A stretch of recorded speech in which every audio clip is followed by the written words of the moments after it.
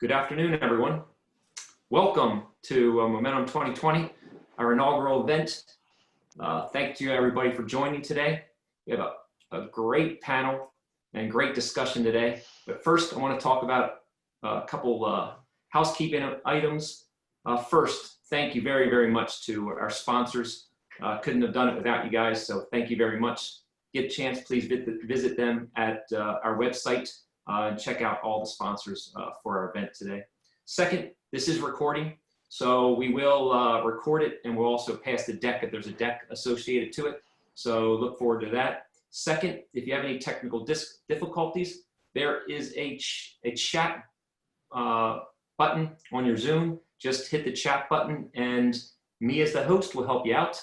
Second, if you have any questions and answers for the panelists, we will set aside some time at the end to review that. So just go to the Q&A and add your questions and answers.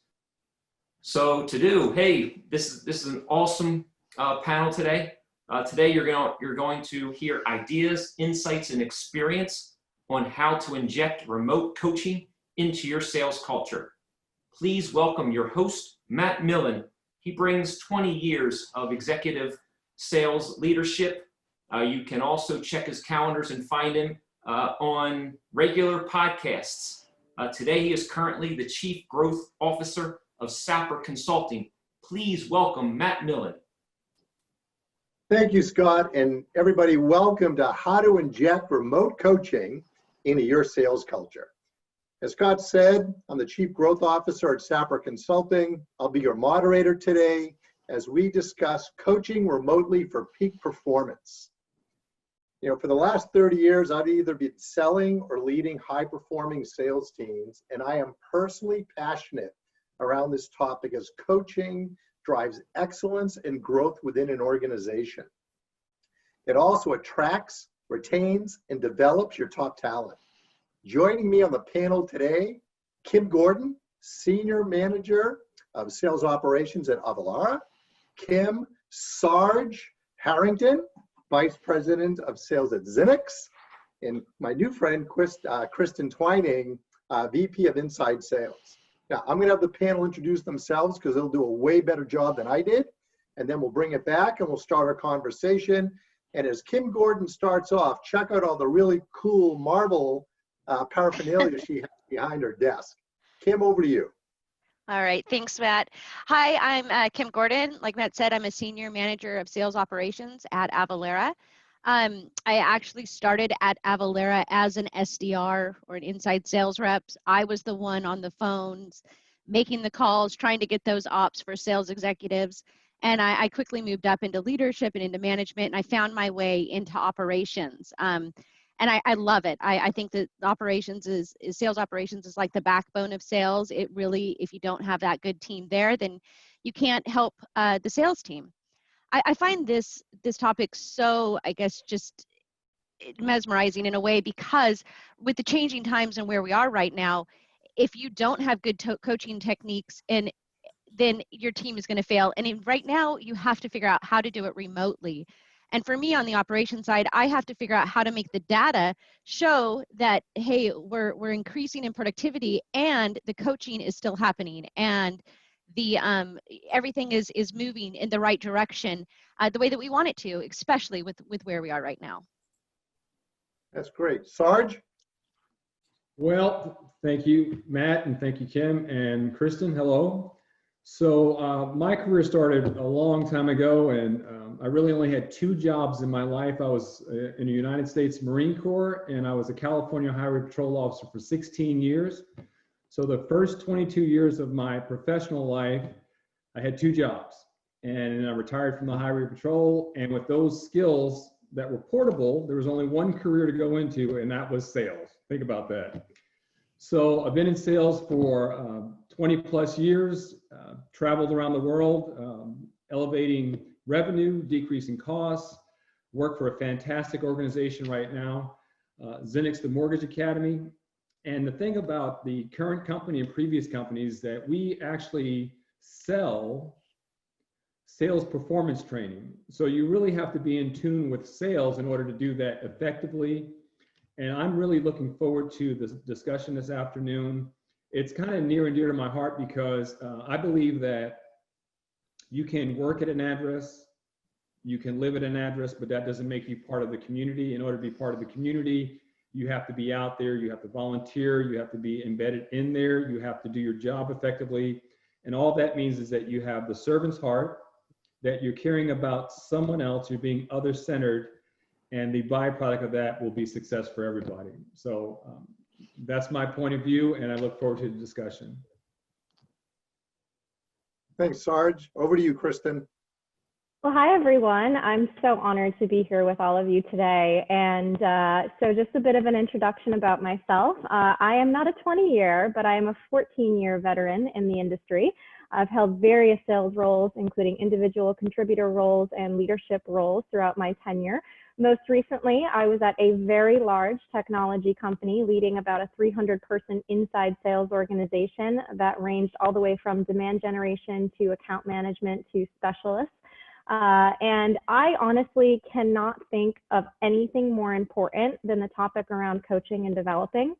In a world where business continuity plans became something that we did versus something that we sat in a conference room twice a year and just talked about, it is absolutely critical because there are just so many benefits. And I think there's opportunities to take what we're learning from coaching in a remote environment and to continue to build upon those as some of us may think about getting back to an actual in-person environment or continue down the remote path. Some of the benefits are that it builds trust, it builds credibility. And I think that in a time where there's a lot of uncertainty, people really need to feel connected, and they need to feel connected by compassion. And I think coaching and compassion sometimes are very, very synonymous. So I am just really excited to talk through this topic. There have been a lot of really great insights that I myself have learned as I've gone down this journey.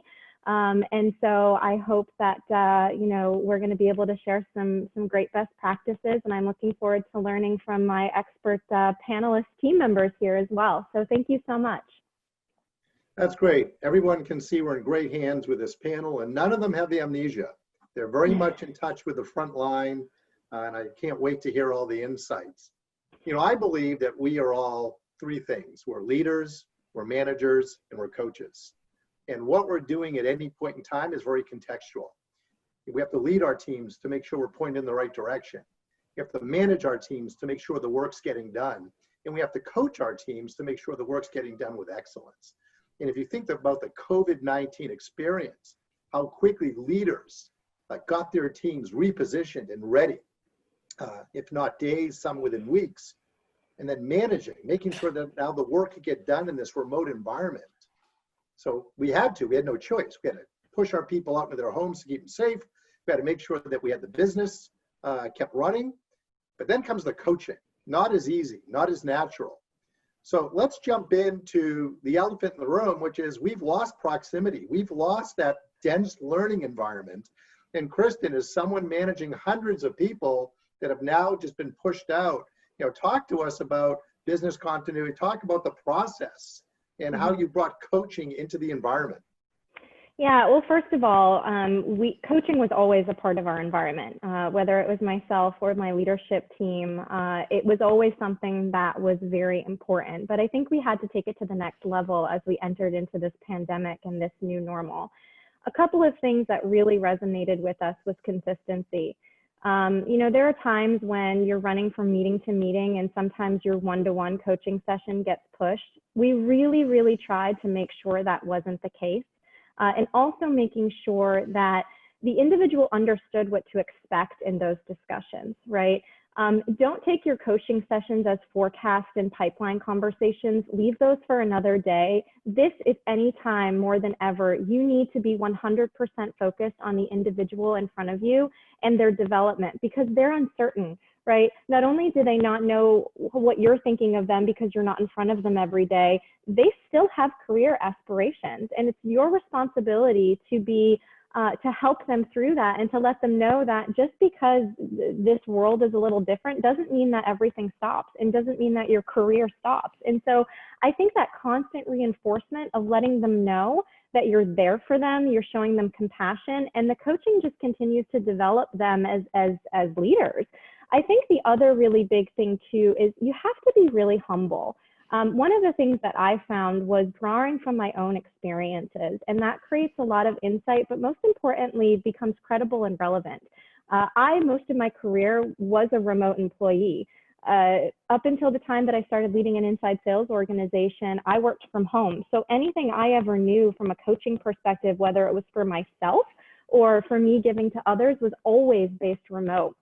And so there were a lot of experiences that I was able to draw on to be able to articulate, especially in the individual's shoes that was sitting right across from me of, hey, I've been here before. I know what this is like. I know this is difficult. And the other thing I would say is we really started encouraging peer-to-peer recognition and encouragement. We would do things where we would hold recognition sessions, but they would be voted on by their peers. Or we would do call sessions where we would have the top calls be presented to a group of peers, and everyone would have the opportunity to give sort of, this is what really went well, and here's some areas for potential improvement. And so it wasn't always just coming from the leader, it was a peer conversation, which I think too builds collaboration as well as team morale. So those are a couple of things that we had to pivot, but honestly, like I said before, things that we had to pivot that will probably be beneficial in the long term, not just for where we are today. Great. Really love that reflection. Sarge? Well, Kristen, thank you. I'm going to dovetail off what Kristen said a little bit. The unique thing about our environment right now, our company was kind of a hybrid model anyway, where half the employees were remote and half were at the headquarters. And one of the first things that we realized when everyone went remote, the people that were remote felt more connected to the company when we all were remote, based on the way we viewed each other, the meetings, the interactions. So I would say this, as far as connectivity and coaching goes, you have to have a certain philosophy about coaching. Why are you doing it? Are you just trying to get to the numbers and do this better, or are you trying to guide them, coach them to be better people? And to me, there's a way to do that, whether face-to-face or virtual. And that is there's an old term I use, the Oreo cookie. You compliment, you provide helpful feedback, and then you end with a compliment. So a lot of people, when they move and get elevated from a sales position to a managerial position, it's really a hard transition. You can't just turn your business card over and become a leader or a manager. There's a lot more involved with that. So just understanding that the one-on-one, a power meeting, whatever you want to call it, they're designed for a collaborative effort. It's not just a one-way street.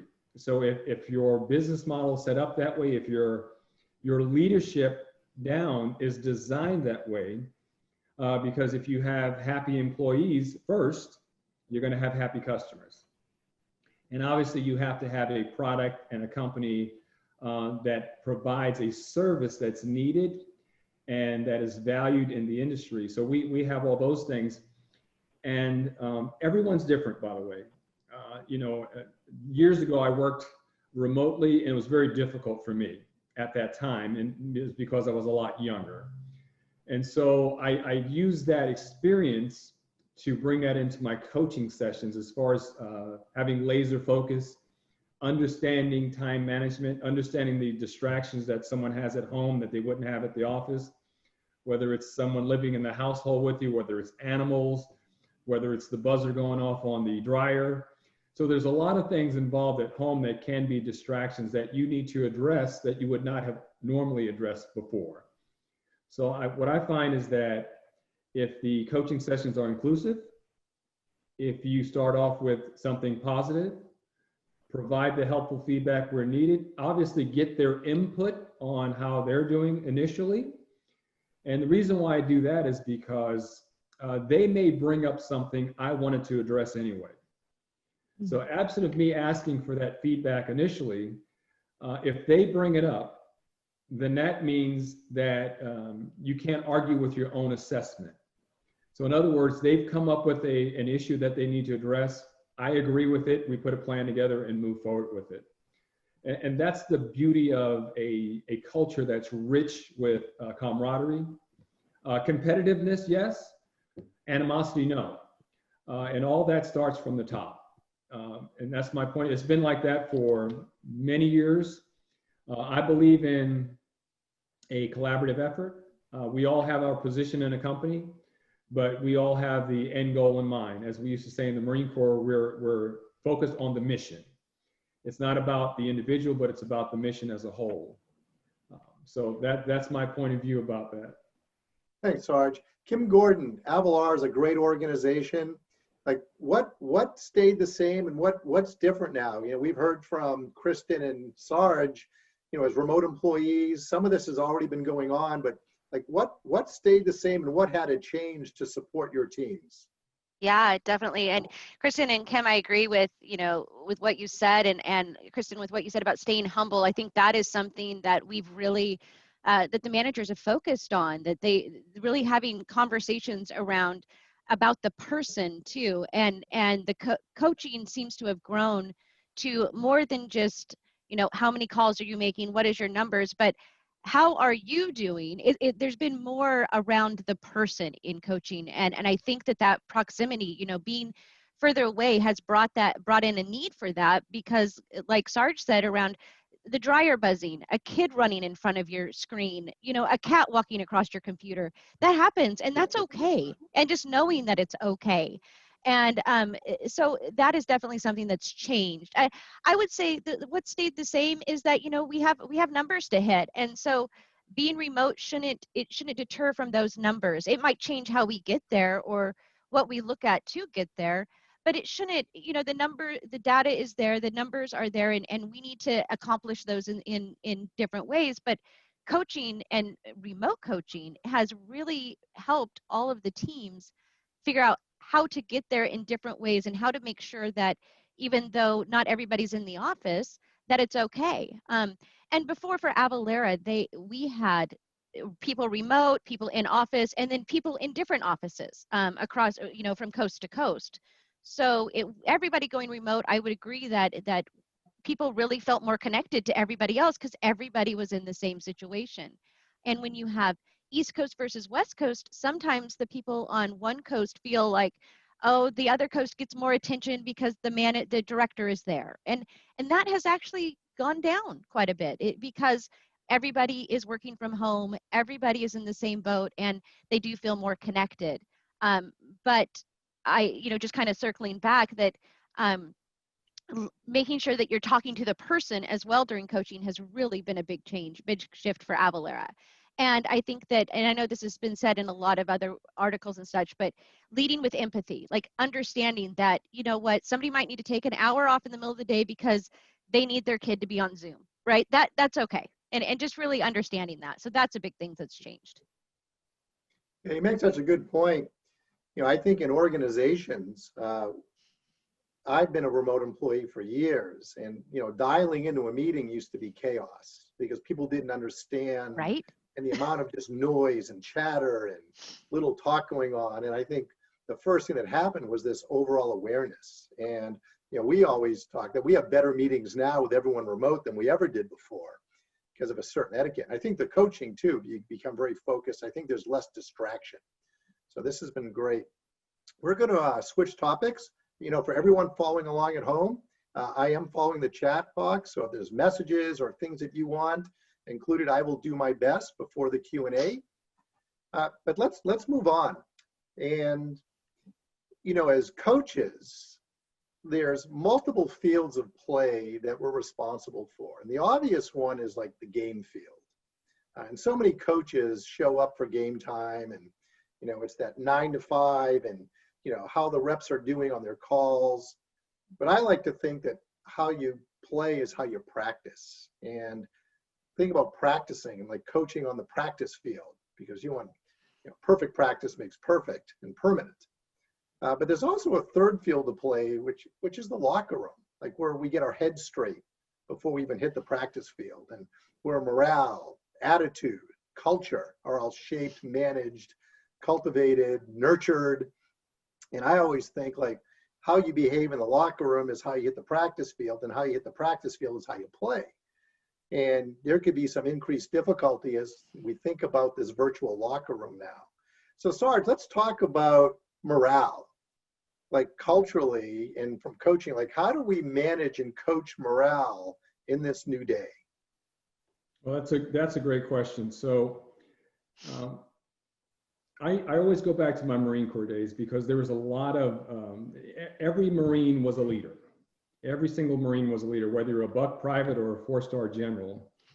And there are 14 leadership traits inherent to every Marine. And those leadership traits are portable, and they move into our, for lack of a better term, civilian life. So you have to have good judgment. You have to have a sense of justice, dependability, integrity, decisiveness, tact, initiative, enthusiasm, bearing the way you look, unselfishness, courage, knowledge, loyalty, and most of all, endurance. There are some long days.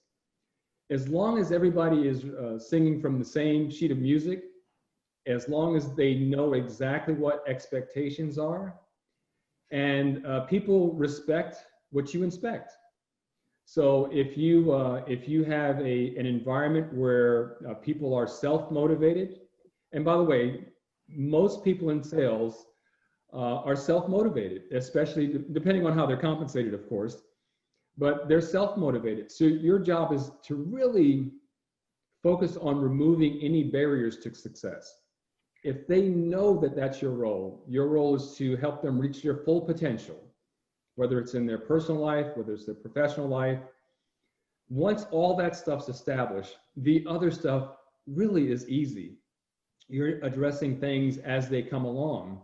But for the most part, people will plow forward. They're going to get on the bus. They're going to get in the right seat, and we're going to keep rolling down the road, because those are the expectations.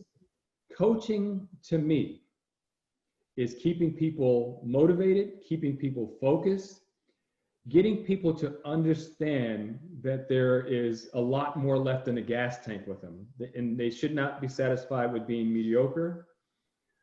So those things are, to me, it's just a matter of how you communicate. There's a lot of times where you have to wordsmith things. And I used the term earlier, helpful feedback. I'm a big on wordsmithing, because if I use the term constructive criticism, if that comes out of my mouth, it really sounds negative. But if you say helpful feedback, it's the same message, but it's coming a different way. So, and I coach my team to use a lot of wordsmithing as well, whether it's in an email written form, whether it's over the phone where people only judging you by your voice, or whether it's through a video camera where they can see you. So coaching it's just, it cannot be narrowed down to one topic, one subject.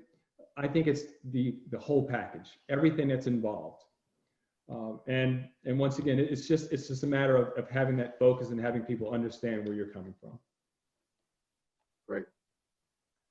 Kim, what are you doing for morale? Yeah. What's been some of the transition points? Definitely. So a lot of companies have done this, but we started doing like little tiki hours or happy hours, and we started doing them on both coasts because we do have East and West, and Friday at 2 is not probably the best time for somebody who's on the West Coast to have a beer. So they'd switch them up and have people join in and out later. And those were fun. And then they also, to keep morale high, we found that we really started listening to our reps more. At least I did, because I was remote, just like most of you before. I went into the office 1 or 2 days a week and worked remote, and then I did a lot of traveling, and that obviously all of that changed. But once we all became remote and we really started looking at a lot of different things, I actually found that I started to have more conversation with reps on, hey, why is this happening? Why is that happening? And that actually started to increase morale a little bit, because they felt listened to and they felt heard, and their managers started to really keep the one-on-ones, right? I think that was an issue before. I think, Kristen, you said that in the first portion, that sometimes you just push them off. Well, in this age of all you're doing is meetings, one-on-ones started to be held, and they actually would set an outline based upon if there was a coaching plan or if there was something else going on. And so people, I do think, started to feel a little bit more heard. We also did things like contests, and we did like the Uber Eats and the lunch, and that all of those kind of things were pretty impactful that we found. We didn't realize that just getting or getting lunch delivered for the team would make such a difference, and it did. And then it just continuing with little things helped a lot with morale across the board for us. Great. Kristen, I know you've got some greatness for us. Yeah, and Kim, I was really going to talk a little bit about the importance of having fun and gamifying the experience, right? Because Yes. I think that not only do you want to have fun outside of the 9-to-5 business part of it, you want to do things like happy hours. One of the things that we did was the murder mystery game, really low and cost effective, low cost and effective. Where it just gets the people together and it becomes more personal and you get to know things about people. And so I think introducing a little bit of fun is a really good thing. And I think gamifying the experience, right? So, having, whether you're doing blitz days or you're doing specific contests, always finding a way to increase that competition. But getting people excited, because honestly, the day can become so mundane. You get up, you find yourself doing the same thing every day. Work and life start to collide and they become one. And so you've got to switch it up a little bit. You've got to continue to be creative. I found myself almost becoming a chief creative officer because, I really had to find new things to do to keep the team really engaged. I think the other really important thing here is transparency. Again, I'll go back to the uncertainty of everything that's going on. The more that you can connect with your people and be open and honest with them, the better. Now, there are always going to be things as leaders that we cannot share, but I think it's really important to share the things we can and to overshare the things that we can. Many of you, I'm sure, have had all hands calls, right? Typically, they used to be more quarterly. Why not move them to weekly or monthly?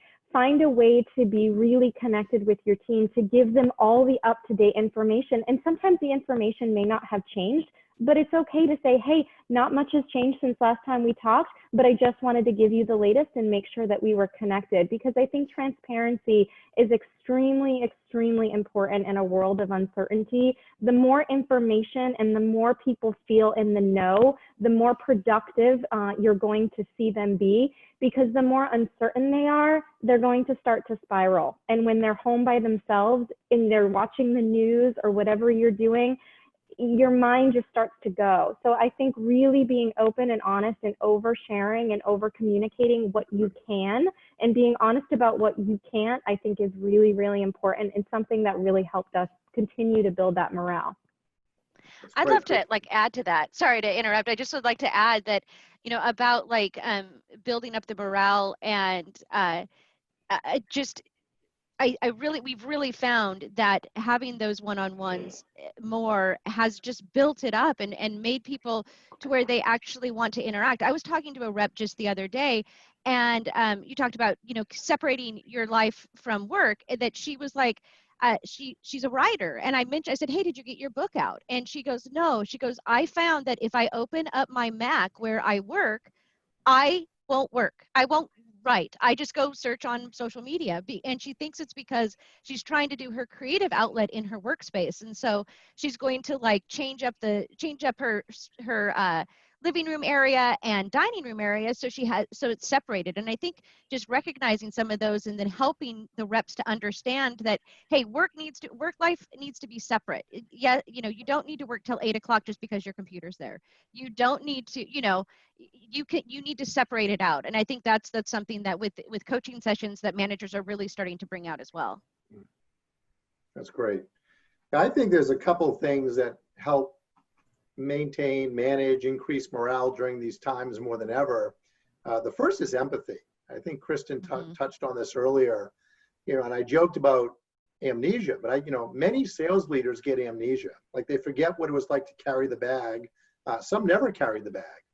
And like to have empathy, which is defined as like an appreciation and an understanding of what your team does. And then you put this into this remote environment, if they weren't remote before, you really need to have some empathy here. And you can't just keep barking out orders and expecting everything to be the same and different at the same time.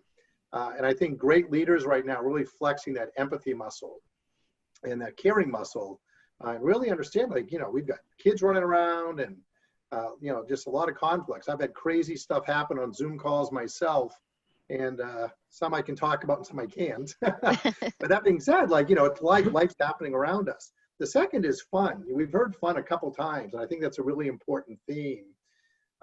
Because if you're not having fun, like, you're not doing your best work. And, you know, there's like permission to have fun. Like, my team knows, like, I expect you to have fun, and not my fun. You know, many leaders think if they're doing something fun, that everyone's having fun. And like, spoiler alert, like, your fun may not be their fun. And figure out what your team likes to do, and let them have their fun. Do it with them and give them opportunity to do it without you. But, you know, let your team have fun and, you know, get creative. I love that, Kristen, Chief Creative Officer. Figure out how to have fun, and don't lose that. There's more stress than ever right now, and you being a provider of that release is great. You know, the third thing is, as leaders, we have to do the right thing. We have different customer concerns coming in now, and like, our team needs to know that, you know, we'll lead from the front, we'll jump on the call, we'll take the tough ones. Like, customers and our team need to know that we are there to do the right thing, but also for employees, we have to do the right thing. We've got to flex. In the way, like, the customer or the employee handbooks of the past really didn't accommodate this. And, you know, if you're a parent and you need to take time out to homeschool, like, you've got that.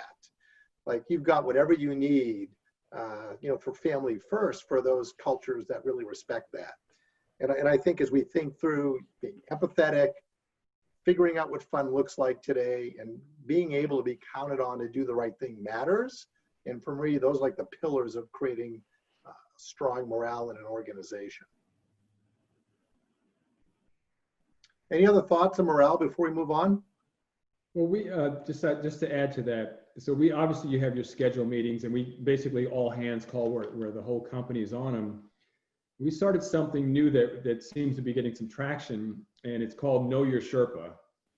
And so basically, everyone, every week, one person is going to tell their story, not just a story about, like, on a resume, but who they are, their family, their kids, their hobbies, something impactful in their life that made a difference, that made them turn the corner. You know, your perspective on life cannot grow unless your environment expands and people traveling and doing things like that. So we started that about 3 weeks ago, to Know Your Sherpa. And it's really cool, and you get some insight from people, and they feel like they're able to share in a comfortable environment. So we've been getting a lot of traction with that. Great. Kristen, were you going to say something? No, I was just going to say, I really like that. That's a really great I do way too. to be personally connected. Yeah, I think that's great. We used to do something called popcorn, right? And so we get before a meeting got started, we would just popcorn it over to people, and it would be a different topic every time, but tell us about yourself, tell us about a talent that nobody knows you have. And then you just start to, you start to get to know people personally. I don't think we did a really good job of that in the office. I think, funny enough, because we were all sitting next to each other, you would think that we would know each other so well.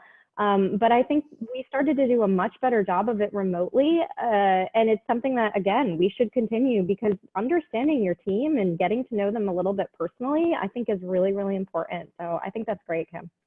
Yeah. Kristen, just on that too, like what you said about not knowing somebody in the office versus now knowing somebody better, we have hired 20 some people while remote, or I'm not sure, even more. And so we set up a mentor program, and the reps actually have a better connection with the people that we've hired cross country than they did while they were in the office, because they've been joined calls with them, they've done trainings with them, they feel more connected because of all of that.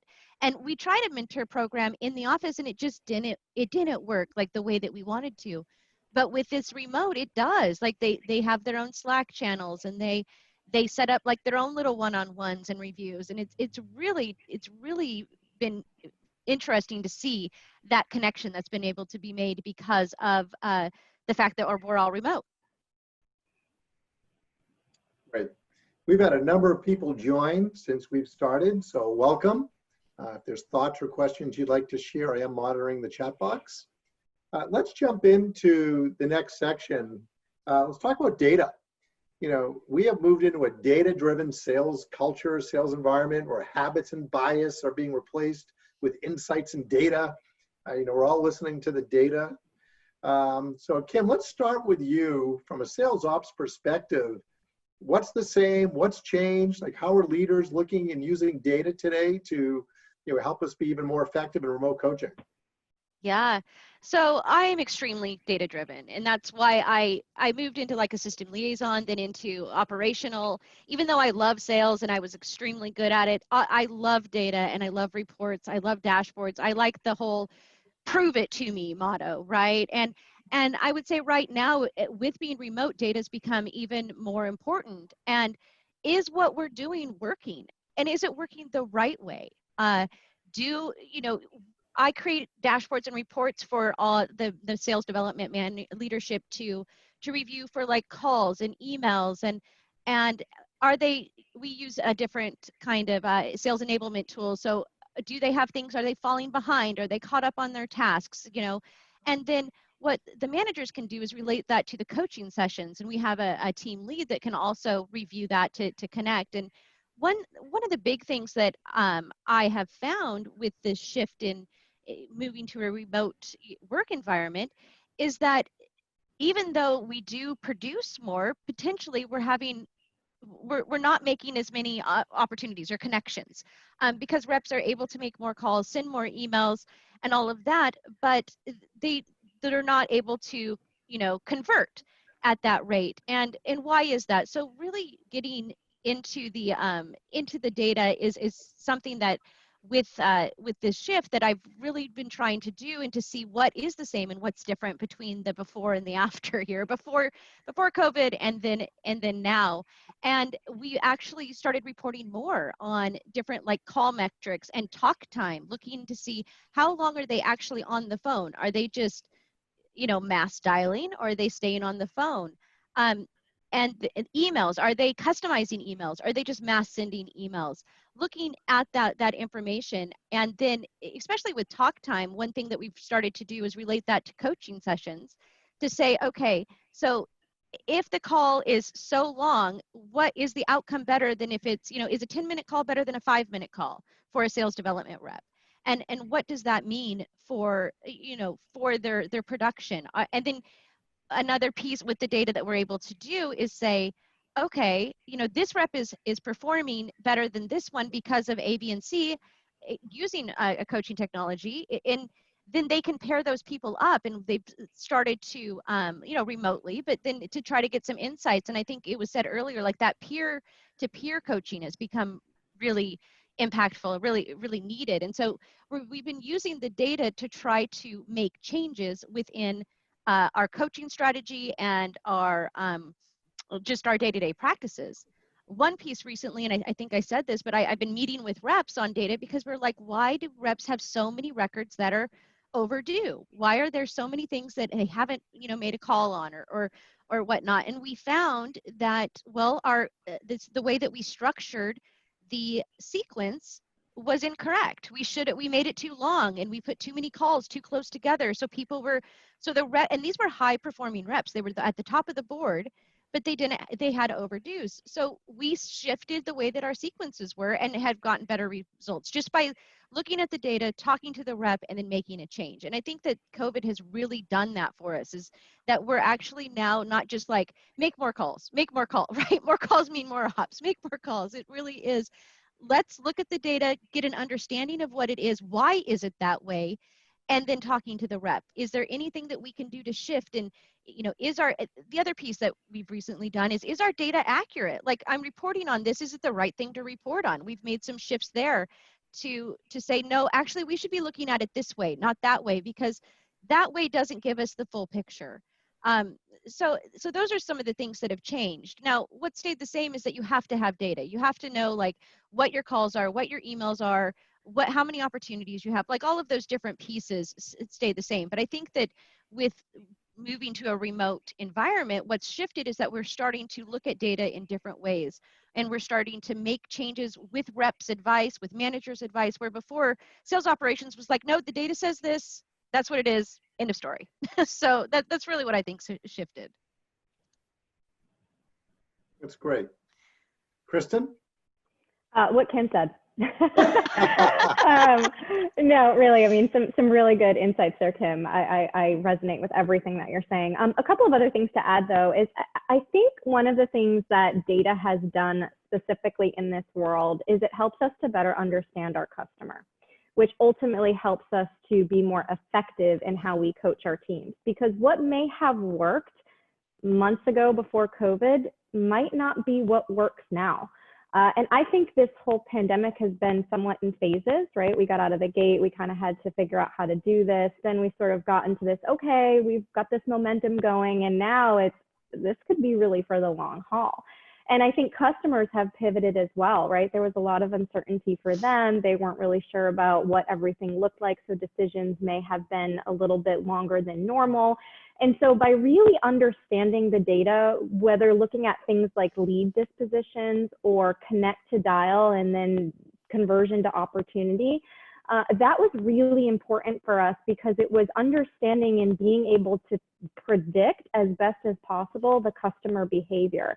Because you could have reps that were killing it before COVID, right? And they were doing all of the right things and their data suggests so, and it was a trajectory that was trending upwards and it was very predictable. And then COVID hit and customers changed. Their behaviors changed a little bit. And so the data became really, really important into understanding the change in that behavior, which also helped us better look into our KPIs. Did we need to make some adjustments? And in some cases, yes. And what was interesting is we didn't make adjustments of KPIs necessarily across the board, because what we found is that there were certain industries and there were certain geography territories that were doing really well and doing better than others. So those KPIs didn't need to change because things were going perfect, or in some cases even better. But then there were industries like hospitality, for example, or specific geographies that were hit so hard that the KPIs did need to change a little bit because, you know, people just weren't able to get the same results. And so I think being able to leverage data to make decisions to pivot in real time is really, really important. And the last thing that I'll say is I'm a huge believer in on-the-spot coaching, right? I think it's really important to have your one-to-ones and to set aside, you know, formality around coaching. But what I think data helps you to do is we started really looking much more heavily at sort of hour to hour and day-to-day data to see how people were doing, a lot for recognition. Hey, you're doing great today, keep up the good work. But also for on-the-spot coaching, right? If you listen to calls or if you look at data and you say, wow, it's Tuesday and this individual just isn't trending that well, let me just ping them and see if they have a couple minutes to chat. I think it's opened up that opportunity to pivot quickly so that you're not looking at it at the end of the week and ahead of your one-to-one and the whole week has gone by and you haven't really generated what you would have wanted to. And we all know in sales, if you have a bad week, you got to find a way to make that up the week after. And so I think those are a couple of things that are really, really important. It helps us better understand the customer, which turns into effective coaching. It helps us to make decisions real time and to pivot and make sure that our KPIs are achievable in this new world. That's great. Sarge, thoughts on data before we start answering some of the great questions coming in? You got it, man. Listen, I know we're pulling up about 4 minutes left, so you ladies just said a mouthful. I don't know what I can add to it, but I can tell you this. Sales will always be a numbers game. You always have to know your numbers. You have to know where your starting point is. You have to plan ahead. You have to do all these things. In our industry, in the mortgage industry, the space that we're in, the data not only comes from internal data, but it comes from external data. We're looking at the market, how the market's doing, the trends, and all these other things. And so there's a lot of data that we're getting from a lot of different places, and we have to filter it in. And most of that filter comes through our marketing department. They're the ones that are out there identifying things, going through the data, making sure they're pushing it back to the sales team. We're looking at our data, how many calls we're making, how many opportunities we're creating, how many people, how many conversions are taking place. The other thing I'm gonna piggyback on a little bit is about the technology that you're using. Obviously, times are changing. Are you going to be, for lack of a better term, Rip Van Winkle? A lot of young people aren't going to know who that is, but are you Rip Van Winkle and are you sleeping for 20 years, and you still using your flip phone? Or are you going to move forward and progress with the times and advance your technology in order to keep moving forward in the future? So one of my biggest things is being able to have call recordings. I mean, if you have a sales team and they're on the phone and you don't have call recordings, you are missing the boat. I mean, you have to at least be able to hear how someone's communicating, and are they spending 80% of the call talking while the customer is spending 20% of the time? And you're wondering why the conversion rate isn't where it's supposed to be. Well, that could be the reason. So internal data, external data, and then technology are what I believe are the sweet spots for the environment that we're in. Thanks, Sarge, and You got it. great way to wrap up our topics and jump into Q&A. The first one that came in is, hey, how's your team doing? And is the lack of interaction taking its toll? And I think this is a really great question. There's been a lot of articles published lately where actually productivity is either at normal or not even higher points, but people are really starting to crave the human connection. So Kim, like, you're seeing this, like, how are the teams doing, and talk about the lack of interaction. Yeah, it definitely has been noticeable over the last few months. And so a large portion of our team is in North Carolina, and some things are opened up. So they've actually started doing small social distancing team events with only a few people, just to try to get that connection. And I think it's needed. You can only do so much over a happy hour. And when all you're seeing is the inside of your office and your house, it does become very repetitive. So doing some of those little small events has been helpful. Doing the other thing that managers have started to do is more, I guess, little on the spot, like awards for different things. Hey, you just did this and that's outstanding, you get this. Like, and in calling it out, we have Slack channels, and making sure that different reps are being recognized throughout the day for different things to bring people together again. Because if you just get focused on your day-to-day, then you actually could go the whole day without interacting with your team. And so I know that the managers are really trying to make sure that they interact. And I have actually tried to make sure that I interact a little bit more as well, even though I'm in the operations.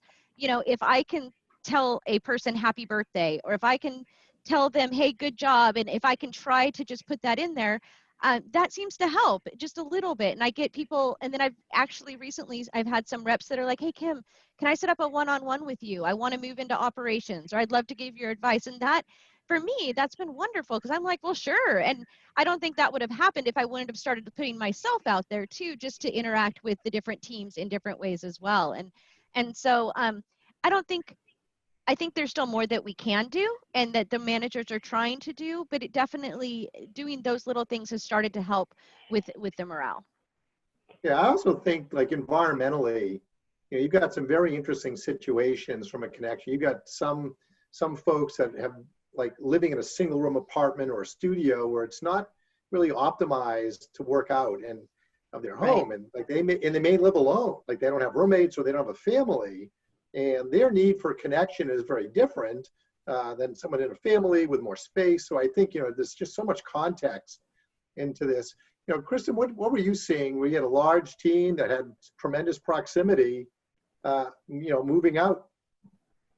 Yeah, I think, to your point around people living alone, and, where we are in the Dallas area, sometimes I like to call it a transplant city, right? And a lot of people don't have friends or family. Well, they have friends because they've made friends while being here, but close family members. And so I would say a couple of things, right? One, encourage them to go home if they need to, right? Go home with your family. This is remote. You can work anywhere. It's okay.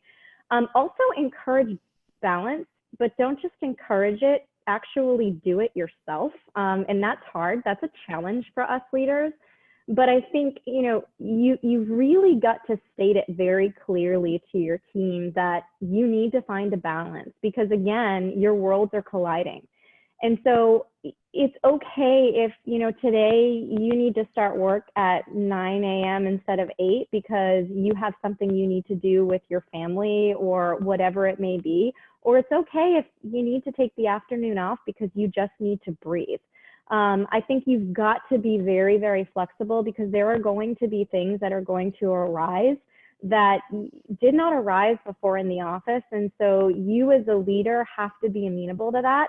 And you have to sort of work around that. I was talking to someone a couple of weeks ago, and she was saying that she had a rep that had recently gone back home to be with her family, and her family was just very excited to have her home and wanted to do family breakfast every morning at 9 a.m. And the manager was kind of like, wow, that's, peak calling hours. And so, she asked us for some advice, and I just said, well, why don't you compromise? Why don't you let her maybe do it a couple days a week, or, something that you can't take away family time, because if this is the only family time that they get together, there's got to be a way to work around. And I think, Kim, back to your comment around sales is always about the numbers. If the individual continues to meet their numbers and their metrics, it should not be an issue to provide them with the balance. And I think that just is a way to lead with compassion. Like I've mentioned before, you've got to be flexible because this world is different, and you've got to be able to watch out for burnout. You've got to understand your team well enough to know when enough is enough, because a lot of the times they are not going to be the ones to tell you that. You've got to see it in their face. And you've got to tell them, okay, I want you to take the afternoon off, or, hey, why don't you take a vacation? You've got to really encourage it, because I think people feel that in this world, you have to always be on. And I think that can be absolutely detrimental to your productivity, your mental health, and your success. And so encouraging, enforcing, and actually leading through showing that you too can find that balance is a great way to challenge yourself, but also show your team that this is really important and should be a priority. Kristen, that's spot on. I can't even knowing when to close your computer, and it's always been a hard thing for me, and I know a lot of people in leadership, but making sure that reps do that as well, and that it is like what you said, it's okay if your top producer is producing, then let them have lunch with their or leave for an hour or do whatever. Obviously, they're going to hit their goals they have every other month, and finding that compromise. I mean, I definitely agree with that. That's great. Sarge, a thought on this before we move on to the next question? Yeah, I would just suggest that we, as leaders, you need to always think about the bigger picture. And I'm just going to dovetail off what Kristen said, because we're living in a different environment. And obviously, I'm going to say we're blessed because we're on this call right now and we're employed. They may have a lot of family members that aren't in the same situation. So they're feeling the stresses of home. They're feeling the stresses of their family. Could be their neighbor that's going through something. And there's a lot of people in this world that are drowning. Yeah. And you just need to be empathetic. You have to understand, and you have to communicate that, I'm not a robot either. I mean, I'm a human being and I deal with things as well. And I have to tell you, working at home for me, to your point, Kristen, I have to monitor how long I'm sitting here because I find myself, I'm like, oh my goodness, I didn't eat. And literally I didn't eat. And it's probably 3 hours past the time I would normally eat. And I find myself, waking up and walking right in the office, and in the evening, I'm still working. And it's to me, it's energetic, but however, I have to be mindful of that as well, because obviously I have a life and I have to pay attention to that part as well. So, and then there's always going to be something bigger than ourselves, bigger than our job, and that's our health and our family. And we have to focus on those things, and we have to let people know that that's important as well. And our culture supports that, and we encourage it. So that's great. Hey, I'm going to jump into the lightning round right now. So we've got just a couple minutes and a couple questions. Next one, and I think Kim Gordon, this would be great for you. What are 2 or 3 KPIs you have for your SDRs right now? So appointment creation is one. calls and emails. I mean, that's really like, because if you're not doing your calls and emails and you're not creating appointments. So those are the top three. We dig into call duration as well to watch talk time and such for coaching, but really how many calls, how many emails, and then the opportunities that you're creating. And those are the top three. Are any of those different now, or are you still doing the same metrics? So we shifted from we watch appointments being created, and then the actual what they're compensated on is when it reaches a certain stage. Yeah. So we did shift on that within this time, because you could create a ton of appointments and it just they die on the vine, and so we're now watching like that shift in a stage. So That's great. Next one, and Kristen, why don't you start this one off? Somebody said, hey, we don't have a regular coaching program now, let alone COVID. How about a pointer, how we can start a coaching program? I would say do not make it complex. Just dive right in. And I think the best way to do it is, like I said, on the spot coaching, right? So seeing things that are occurring on a day-to-day basis and just pinging people and starting with great job. I love the Oreo cookie analogy. I think that's phenomenal. And I think that's a great way to coach. And then just putting one-to-ones on calendars. If you don't have one-to-ones today, maybe articulate to your team that, hey, we're going to start doing this. It's really important that we continue to develop all of you. I believe in all of you and your success, and I want to start really focusing more on how I can coach you to that next level and maximize your potential. Make it a really positive experience, and start just putting one-to-ones on the calendar. I would recommend, though, make sure you articulate clearly what you're doing so that people don't think it's odd that one-to-ones are all of a sudden starting to show up. That might freak people out. And then maybe making it a little bit of fun. Like I said, going back to peer-to-peer recognition, that's a very healthy way to start. One of the things you could do is maybe a contest around the top calls of the week and have the peers vote on it, and then you'd be able to take that opportunity to coach the particular calls. And so I think just diving right in, don't make it this big complex thing, because then it sort of loses its it loses the point if you really try to create this big, massive program around it. I think really just being open and honest about what you're trying to achieve, make it a very positive experience, and have some fun with it. Yeah, thanks. And I also think if you're going to give feedback, you need to be open to feedback. Mm-hmm. It's not just one way. Everybody, we are out of time. I want to thank my panel. You were awesome. I know I took away a lot of nuggets. Thank you for that. Our host, the event, our sponsors, and thank you everyone for playing along at home. thank you, Matt. Take care. Bye, everyone. Bye, Kristen. Bye, Sarge. Thank you.